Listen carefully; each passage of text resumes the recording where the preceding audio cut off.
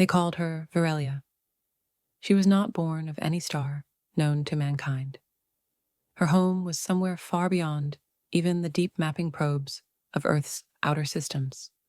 A drifting entity, a force with purpose, a weapon with a smile, and she had come for their souls, not metaphorically, literally. Virelia wasn't just alien. She was beautiful in a way that rewired the male brain. Eyes like dusk and dawn colliding. A voice that could melt steel beams. Hair that shimmered like liquid starlight under twin moons. And curves engineered by nature, or maybe evolution, or maybe something even crueler, to bend wills and break empires. Her mission was simple: seduce, extract, control. She'd done it before. The Garoon males of planet Sarah 5 had fallen for her in less than a single lunar cycle. Their strongest warriors, champions of 1,000 battles, had surrendered not on the field, but in bedchambers glowing blue with pleasure haze. One touch, one night, one soul lost, forever obedient. She didn't kill. That was the genius of her design. She conquered from within. She took the part of them that resisted, the spark, the will, the soul, and then she used them. But Earth was different. Human males were unusually simple. She didn't understand it at first. Virelia had landed on Mars Station Zeta under a false flag, posing as a lost diplomat from a peaceful system. The base was manned by 86 soldiers, 63 of them male, and within 48 hours, 59 of them had asked her to dinner. The rest stared at her like starving wolves. Humans, she whispered to herself one night, watching two guards argue over who would escort her to her fake diplomatic quarters. So driven by mating. So easy. Her plan accelerated. Each night, she would lure a different man with the oldest weapon in the universe. Interest. She didn't need to say much. A tilt of her head, a brush of her hand, a lingering look. The men would offer themselves. Eager, foolish, hopeful. And then came the moment of soul extraction. It wasn't violent. It was a kiss. Long, slow, and laced with alien nanopsychic threads. As their lips met, she unraveled them like silk from a spool. She drank their resistance like wine. She harvested their spirit. And once their soul was hers, the man was hers. Entirely. No pain, no scars, just loyalty.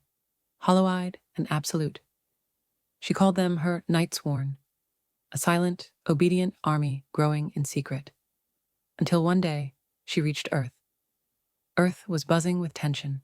The major nations, EarthGov, the Coalition, the Sovereigns, were all teetering between cooperation and collapse. War was in the air. Fear, suspicion, division. Perfect conditions. She landed in Alaska, disguised as a researcher. And that's when she met him.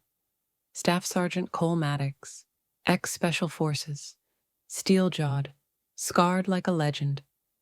The kind of man who didn't talk much unless bullets were involved. He was assigned to investigate the visitor.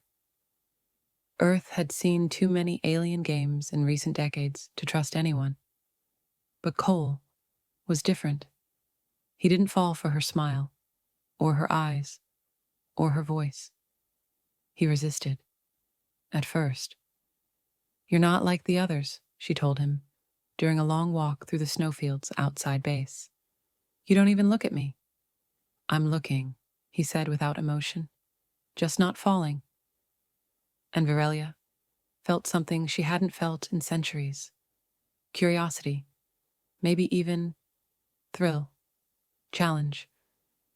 So she turned up the heat. She appeared in his quarters late one night. Not uninvited, not exactly. Dressed in soft light, shadows painting temptation across her figure. "I thought you might want to talk," she said. "About what?" he asked, not even glancing up.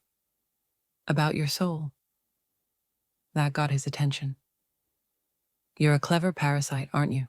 he said, calmly setting down the book he hadn't been reading.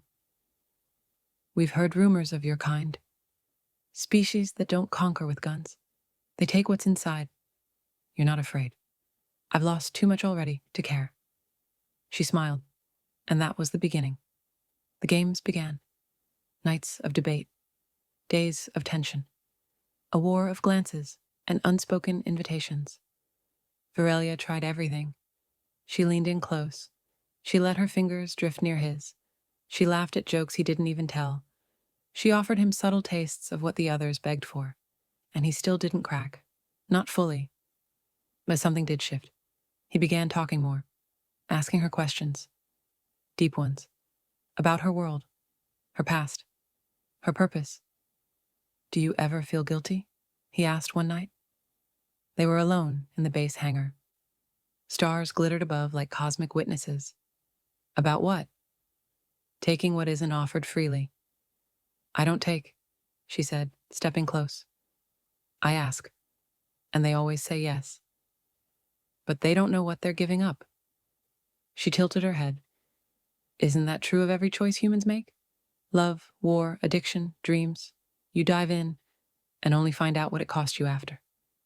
He said nothing, but he didn't leave. She could feel him, shifting, falling, slowly. And for the first time, Virelia hesitated. She'd seduced emperors, generals, immortals. But Cole, he made her wonder, could she take him without losing herself? She tried. One night, the moment came. The kiss. Their lips touched. It was fire and ice and truth and violence. But something snapped. She couldn't extract him. His soul pushed back. She stumbled away, gasping. "You fight even now," she said, trembling. "You're not like them." He stepped forward, and for the first time he looked dangerous. "I choose who gets my soul," he said, "and you haven't earned it." She fled. For the first time in 1,000 years, she ran. But she had already taken hundreds. And now, her army of ex-lovers, men once proud, brave, and free, were her pawns. Senators, generals, CEOs, men in power. They began moving.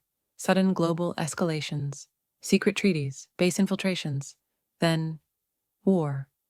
The first shots were fired by humans, but not for human reasons. Virelia watched from orbit as chaos unfolded. She stood aboard her ship, the Nilthos Heart, surrounded by her Nightsworn. And yet, she felt nothing, except him, Cole Maddox. He'd survived the first attacks. He was rallying resistance, hunting her. And somewhere inside her ancient heart, a flicker of doubt ignited. Why couldn't she forget him? Why did he matter? She appeared to him again, not on Earth, but aboard her ship. He'd been captured, bruised, bloodied, but burning with defiance. "Why did you come?" she asked him, as he stood shackled in starlight. "To remind you," he growled, "that some souls fight back." She stepped close. "No seduction, no trickery. I'll ask plainly. Give me your soul, Cole Maddox, willingly, and I will stop the war." He looked her in the eyes and smiled. "Only if you give me yours." That broke her. Something inside cracked. She kissed him again, and this time, there was no extraction, just connection. The soul flow was two-way, and Virelia saw something she had never seen before. Hope, not hers, his. He believed she could be more, and maybe she could. The war halted. Her Nightsworn froze, confused. Virelia let Cole go. She disbanded her army, but not before one final order. Live your own life, make your own choices. And like that, the soul binding shattered. Earth stood stunned.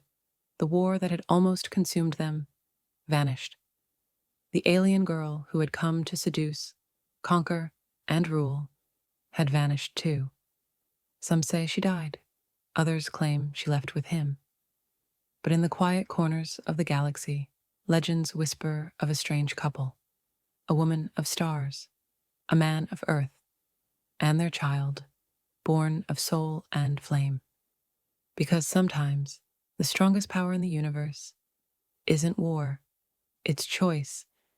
And sometimes, when an alien girl comes for your soul, you offer her your heart instead. They disappeared, as legends often do.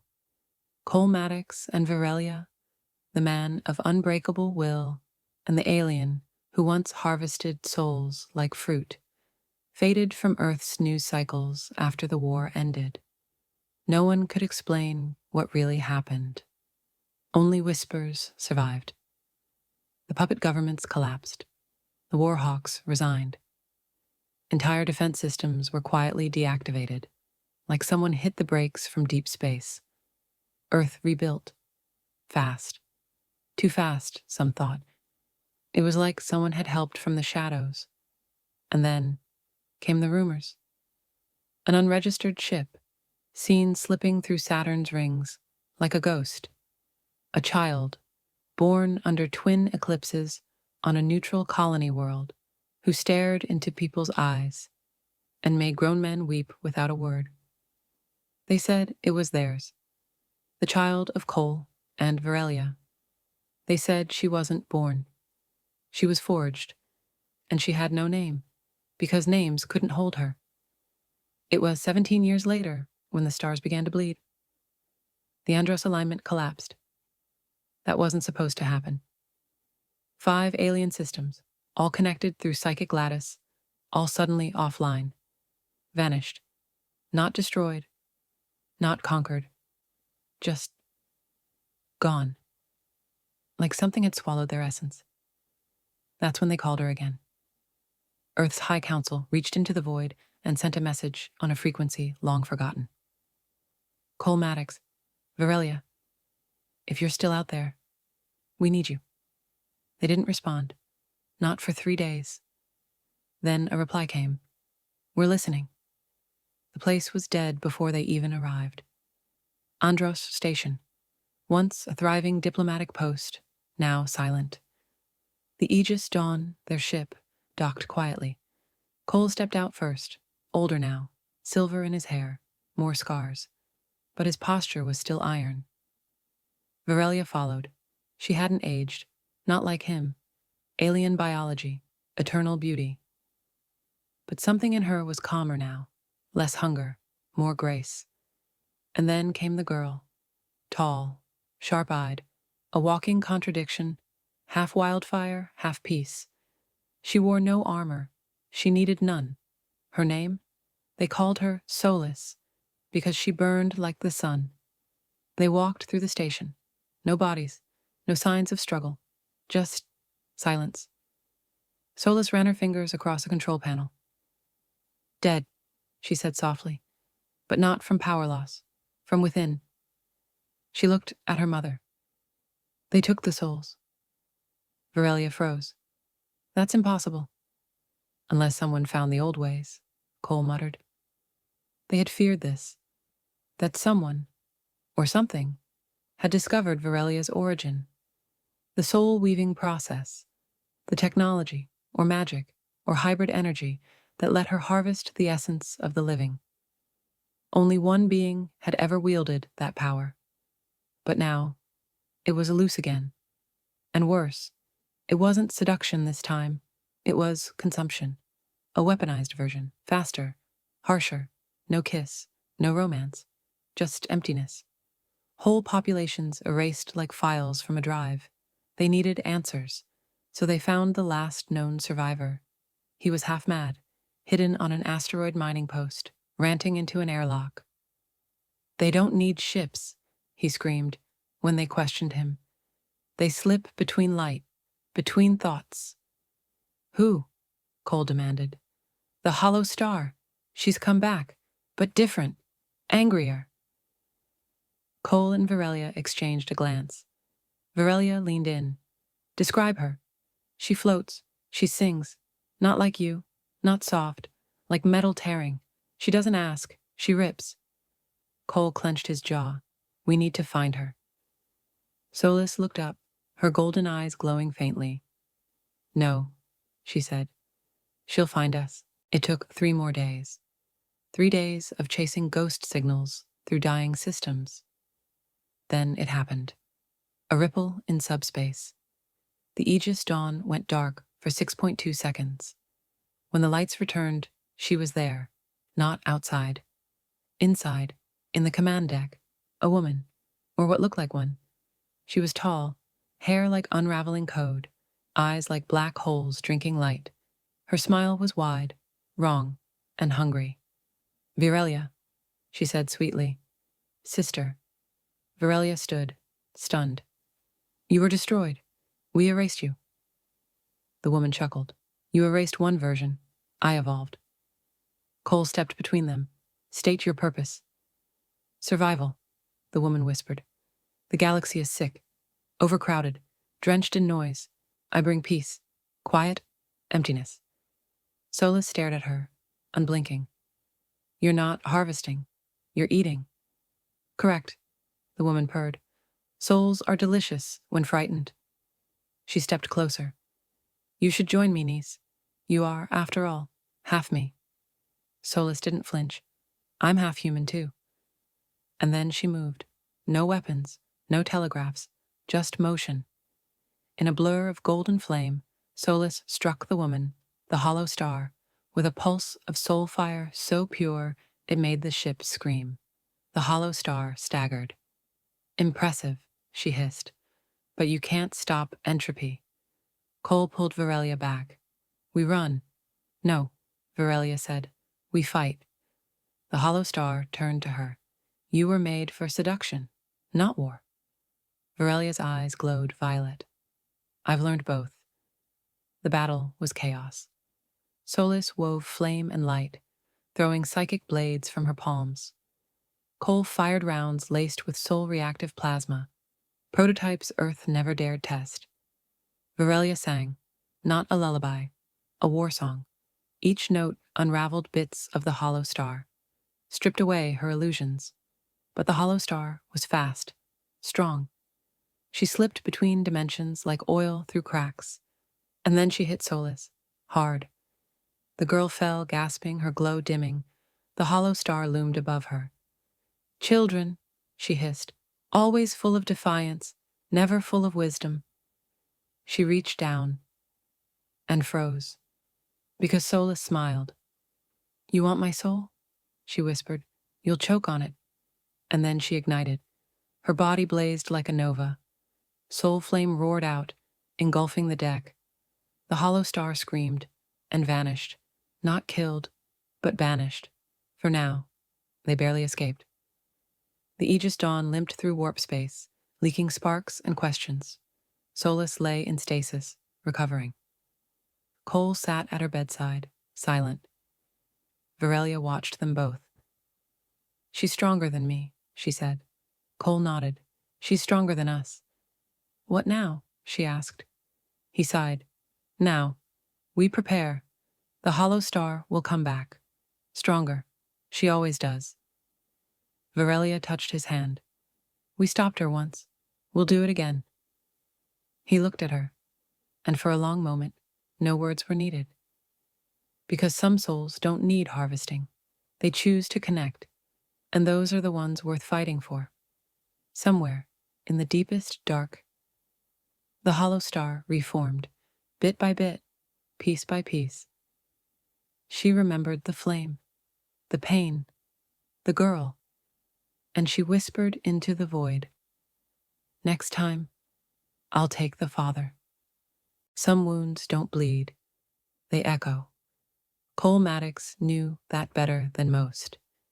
He bore them not on skin, but in silence, in the stillness between battles, in the way he looked at his daughter now, floating in stasis, her golden light flickering like a candle in a storm. Solus had given everything to stop the hollow star, and she wasn't waking up. Not yet. "She burned too hot," Virelia whispered from behind him. "The soul flame, it takes as much as it gives." Cole didn't respond. He just watched and waited. But Virelia wasn't just watching. She was remembering. Because the hollow star hadn't come out of nowhere. She had been created, By them, the architects, long ago, before humans, before war, before choice. They were the first ones to touch the soul stream, to find ways to weave the will of living beings like thread. They crafted vessels, like her, like the hollow star, beautiful, eternal, deadly. But where Virelia was designed to entice, the hollow star was designed to erase. Two sides of a forgotten coin, and now that coin was spinning again. Virelia sat alone in the command deck that night, watching old star maps flicker, remembering the place she was born. It wasn't a planet, it was a forge, hidden deep in the folds of reality.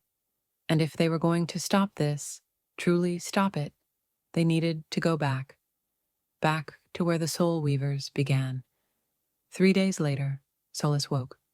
Her first word? Mother. Then, she's not gone. Cole leaned over. The hollow star? Solus nodded, slowly, sitting up. She's hiding, rebuilding, but she's not alone. I felt something behind her. Virelia's voice was quiet. The architects. Solus looked confused. Cole didn't. He'd heard the stories. He just didn't believe them. Until now. What do they want? He asked. Virelia turned toward the stars. Balance. Control. They see the soul as a currency. A resource. Too much freedom in the galaxy? They take it. Too much resistance? They feed the hollow star. Solus's eyes narrowed. Then we burn them all. Virelia smiled. A fierce, proud smile. Not because her daughter was dangerous, but because she cared. The forge wasn't on any map. It existed in negative space. You didn't fly to it. You remembered it, and it came to you. The Aegis dawn entered the fold. Colors inverted. Time slowed. Sounds became thoughts. They arrived, and saw it. A massive, drifting monolith of dark obsidian and violet light. A temple, a prison, a birthplace. Virelia stepped forward, and the forge spoke. Daughter. The voice was inside them, all of them. Cole staggered, gripping his head. Solus flinched, but stood her ground. Virelia didn't blink. I've returned, she said aloud. Not for guidance, for answers. Then ask. She did. What is the hollow star? The forge pulsed. She is your shadow, your correction. You draw souls in. She releases them, forever. Then why is she consuming? Solus asked. Why destroy entire systems? Because you failed. The words rang like judgment. You were meant to maintain the balance, to seduce only the corrupt, extract only the violent, cleanse with kindness, but you fell in love. Virelia's jaw clenched. You chose a human. You made a child. Cole stepped up, voice low and dangerous. Careful what you say next. The forge laughed, a sound like ice shattering in fire. You are a virus, Cole Maddox. A beautiful one, infectious, defiant, human, and proud of it, he growled. The light around them flickered. Because of your union, your daughter burns too bright. She is a threat. She will bring imbalance. She must be erased. Solus raised her hand, and it glowed. I'd like to see you try. The battle didn't start with guns. It started with memory. The forge attacked their minds. Visions, nightmares, regrets. Cole saw his lost unit. Brothers he couldn't save. Virelia saw the faces of every soul she'd taken. Solus saw herself, older, alone, burning planets. They resisted, together. The soul flame wasn't just Solus's gift. It was theirs. Born of love, fueled by choice, forged in war. And when they fought back, they did it not as enemies of the architects, but as a family. The forge cracked, the voices screamed, and something inside it broke. The hollow star appeared, fractured, furious, afraid. You've undone everything, she shrieked. This was balance. You ruined it. No, Virelia said, stepping forward. We changed it. And Solis took her mother's hand, then her father's. And together, they unleashed a soul wave. It was not fire. It was not rage. It was will. Every soul ever taken, every mind ever bent. They came back. The hollow star shattered. The forge imploded. And then, silence.